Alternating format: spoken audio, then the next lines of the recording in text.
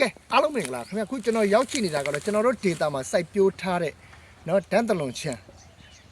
သီးချန်ကိုရောက်ရှိနေတာဖြစ်ပါတယ်ခင်ဗျာကျွန်တော်တကယ်ချင်းမိတ်ဆွေပေါင်းတဲ့အားလုံးတို့နေနဲ့မြို့ပေါ်မှာတန်းတလွန်သီးကို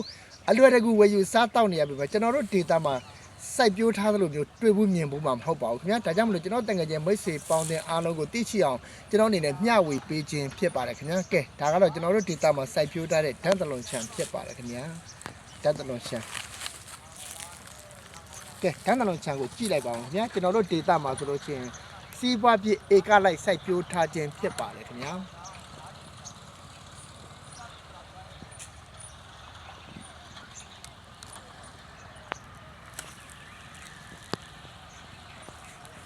ကဲစိုက်ပျိုးထားတဲ့အနေထားဟာဆိုလို့ရှိရင်ယခုဆိုလို့ရှိရင်ပြန်နော်အခုလိုပန်းပွင့်တဲ့ကာလအခုလိုပန်းပွင့်ပြီးတော့အသီးရိစာဆိုလို့ရှိရင်တော့အခုလိုအနေထားကိုရရှိထားပြီဖြစ်ပါတယ်ဗျာ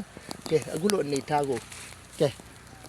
အပင်တိုင်းမှာအသီးတွေကိုဒီလိုနေထားကိုရရှိထားပြီးဖြစ်ပါတယ်ခင်ဗျာအခုကတော့နည်းနည်းစထွက်ခါစားပဲရှိပါသေးတယ်ခင်ဗျာနောက်ဆိုလို့ချင်းဒီပန်းတွေပွင့်တဲ့အပွင့်တိုင်းအကုန်လုံးမှာတန်းတလွန်သီးအများကြီးတွေ့ရမှာဖြစ်ပါတယ်ခင်ဗျာကဲတန်းတလွန်သီးနဲ့တူပေါ့နော်ကျွန်တော်တို့တီးထက်တီးညံ့နေနဲ့စိုက်ပေးထားတာကတော့နော်ပဲငုံတုတ်ခေါ်ပဲကြသား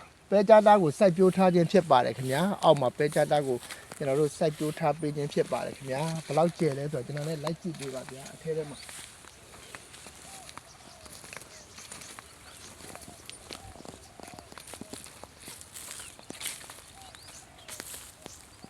ကဲတန်းတလွန်ချန်ကတော့ဒီလောက်ဧကအကျယ်ကြီးပါဗျာเนาะကြားထဲမှာဒါတိထက်တွေလည်းစိုက်ပျိုးထားတယ်ပဲစိုက်ပျိုးထားခြင်းဖြစ်ပါတယ်ခင်ဗျာ